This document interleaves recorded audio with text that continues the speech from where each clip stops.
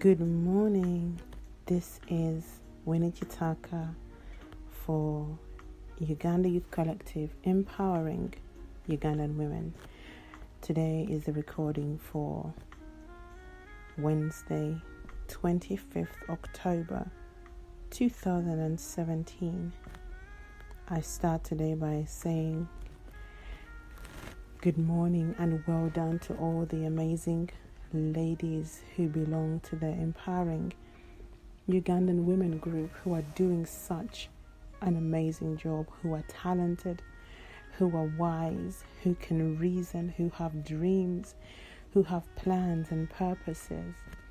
And this group was set up to encourage, to help them discover the plan and will of God for their lives, to discover what is it that they were put on this planet to do, to discover their why. And the purpose of these recordings that we post every day is to encourage you that is listening to me, to encourage you that regardless of how bad the situation is right now, regardless of how dire it looks, regardless of your bank balance, regardless of where in the world you live right now, regardless of what is happening back home, that there is a why for your life, there is a plan for your life, and we're here to help you discover that plan, that why. That if you can look outside of what it is that you're going through and begin to ponder and to ask the question, that you too will discover the plan and purpose and the will of God for your life. And it is our belief and prayer that you will fulfill the plan. Today's focus is this, or today's title is this: managing your expectations. Managing your expectations. Many people have ended up where they are doing what they are doing now, not because it's what they want to do, not because it's what they were born to do, but there's an increasingly large number of people who are doing what they're doing simply because it's what society expects of them. It's what their friends expect of them. It is what they expect of themselves, not necessarily because it's what they were born to do or what they are supposed to do. And so in this talk today, I discuss managing your expectations. Let me start this way and ask you a question, one that I will ask you to ponder and in your time think about and write down what comes to mind when I ask this question. And that question is this: when you introduce yourself, whether it's at your workplace or if you're traveling, whether it's at the airport, to the immigration services of the country where you're moving to or immigrating to or visiting even, or the place where you live, when you introduce yourself to your friends, when you introduce yourself to the man or woman you want to get married to, if you're a parent that has been living abroad for a while, when you introduce yourself to your children, when you introduce yourself to the country where you move to or immigrate to, when you introduce yourself and they hear your first name and last name for the first time, what do people expect of you? What do they expect from you simply by introducing yourself? As this is focusing on empowering Ugandan women, let me be even more specific. When you introduce yourself as one that is coming from Uganda, What does the world expect of you? What does society expect of you? What does your continent, Africa, expect of you as a Ugandan? What does your country, your fellow Ugandans, what are their expectations of you? What do your parents expect of you? What does your teacher and the one that is teaching your children as we speak, what are his or her expectations of your children? What are people's expectations of you? Your employer, when they give you the job, what are their expectations of you? When they hire you, what are their expectations of you? These are things I want you to write down and to honestly evaluate your own life. It is so important as you travel through life. Life is a journey. To take time out every now and again, a friend of mine called them stop moments, and ponder and think why things are the way they are. What do people expect of you? What do people expect of you and your children? What do they expect from you? What do they expect from you or of you when it comes to your performance on the job? What do they say? And ladies, I want to hear some of these answers in the group discussions later. When you get married as a Ugandan, what are the expectations of you or from you as a wife or a husband? What expectations do they have of you when it comes to your attitude, your education, your ambition, even your life expectancy? What are some of these expectations? To mention a few that some of you have mentioned, and I have seen, when you mention Ugandan women, sadly some of these feature in people's expectations. Prostitution features when you mention Ugandan women in certain parts of the world. When you mention Ugandan women in some parts of the world,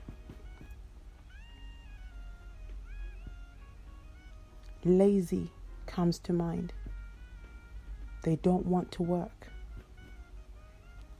This is what some parts of the world expect of us. Some will say, you will not make it.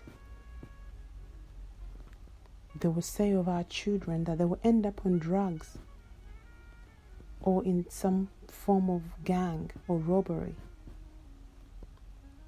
end up in prison, end up in hospital with sicknesses and diseases that are incurable, AIDS, HIV.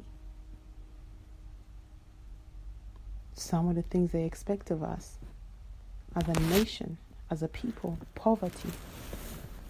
They expect that we should always be in a position of begging, always in need, always wanting, always with our hands held out to receive, always to be helped. What do they expect of us, of those that lead us, of our governments? Corruption, bad leadership, hopelessness. To say it quite plainly, some in the world expect not much. Some even expect nothing. Even worse, what we expect is even worse. It leads me on to my next question. The question is this: what do you expect of yourself your children, and your country. What do you expect of yourself, your children, and your country? Ladies, I want to hear the answers to this. I want to hear what you expect. I put it to you that our problem is not what others expect of us. Because what others expect of us is outside of our control. What is within reach and what today you can change is what you expect of yourself. Many times we focus on problems that are outside of our control. For example, currently it is no secret of the turmoil that is going on in Uganda, in our country right now. It is very easy to point the finger from those far away, from those in leadership. It's very easy. But I put it to you, Ugandans, that is something outside of your control. I find and I have found that when I focus on the things that are within my reach, within my control, things that I can actually influence and change today, one of those things is my expectations of myself, of my children, and of my country. Because those expectations become the foundation, and for many have become the reason why they do what they do. They have become the reason why you wake up at 11 a.m. rather than 6 a.m. when everybody else wakes up, because you expect not much. They have become the reason why you call your children names, because you expect not much.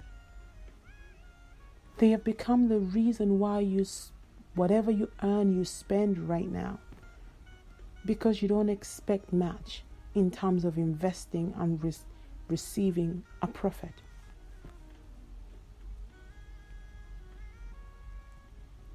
You do no studying, you do no reading,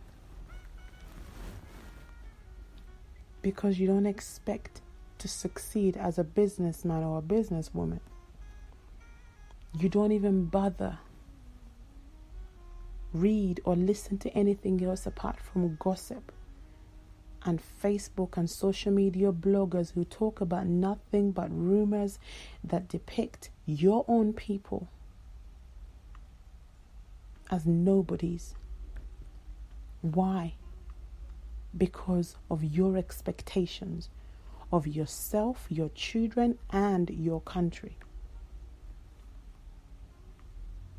So I put it to you that is our biggest problem as individuals, as a people, as a nation. When the leader of a people expects nothing or not much, he's driven to do not much.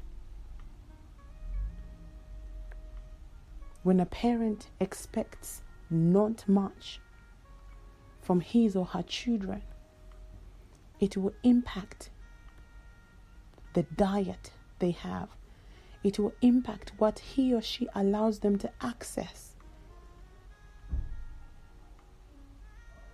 It will impact the people, the environment a parent allows their children to go into. It will impact the friends he or she allows them to be around, because she expects not much. A husband and a wife, the problem is not that we don't have much, or that you don't look good or you don't look bad. You don't expect much. You expect him to cheat. You expect her to cheat. You expect her to father or to mother a child from somebody else and tell you that it is yours. and vice versa. You don't expect much. And therefore your actions are dictated or illustrated or demonstrated by your expectations of yourself, your children, and your country. Many people are fleeing Uganda as we speak because they don't expect that things will get better. Many of our women and children and fathers and brothers flee to nations where they know there's a possibility they will come back in a coffin. But still they go because their expectations of their country and their lifestyle and that of their children, not much, nothing. They expect nothing. They don't expect that they can succeed in our home country. So I put it to you, ladies and gentlemen, if you're listening, and Ugandans, if you're listening, that our problem is not so much what people expect of us, but what we expect of ourselves. So if, like many, you have accepted society's expectations of you, your children, or our country and continent, I hereby invite you and challenge you to reject those expectations. I challenge you to get out of your comfort zone, to get out of that lazy, to get out of that hopelessness. It will be difficult, it will be tough, but I invite you to step out of fear, to step out of timidity, to step out of a slave mentality, to step out of attitudes of defeat, and start right now to reject society's ill-informed and ignorant expectations of yourself, your children, and our nation, Uganda, and Africa. You will ask me, Winnie, how do I do that? Simple. Repeat after me.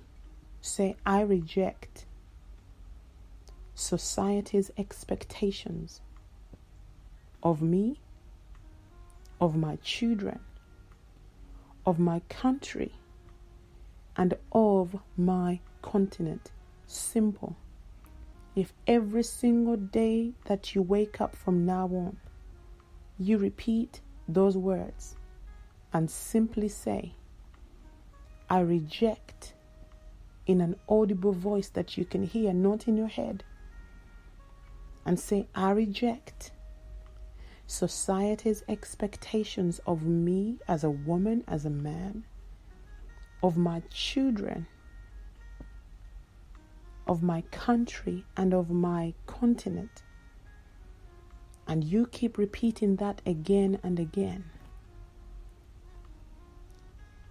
As a man thinketh, so he is. And instead, my sisters, my brothers, instead, accept the author of your life's expectations of you. Nobody has the blueprint to your life but him that created you.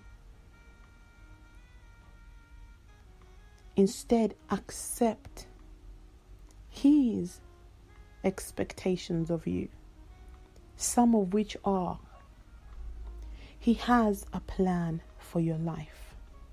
Yes, you in that hopeless situation right now. Yes, you that is being treated like a dog. Yes, you that has spent the last 2 days trying to find something to eat. You have gone without food for 2 days.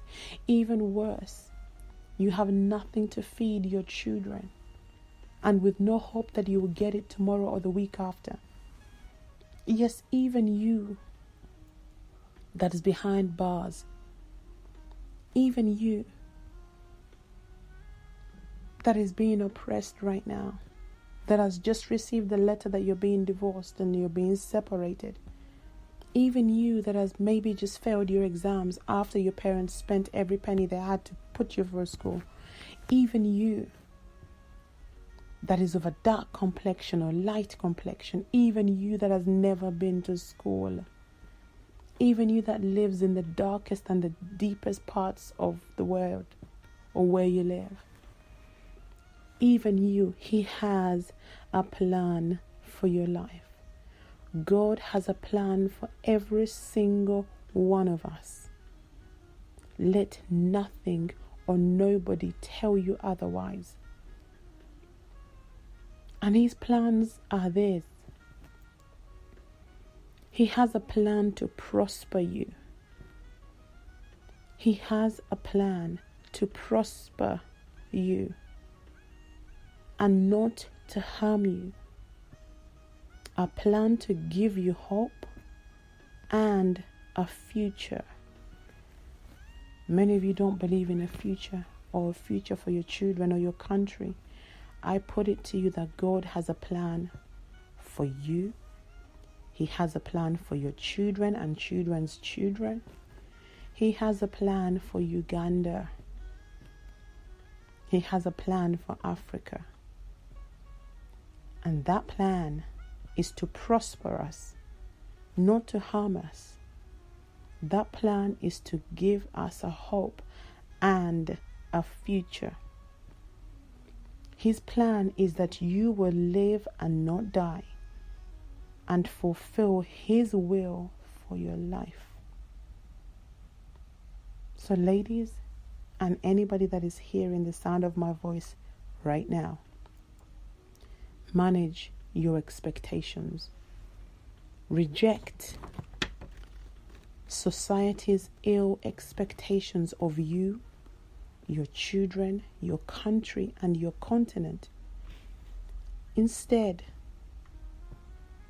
accept His plan and expectations for your life, your children, your country, and your continent. This is Winich Tucker, empowering Ugandan women for the Uganda Youth Collective. Thank you for tuning in. Tune in back tomorrow as we talk yet under another topic.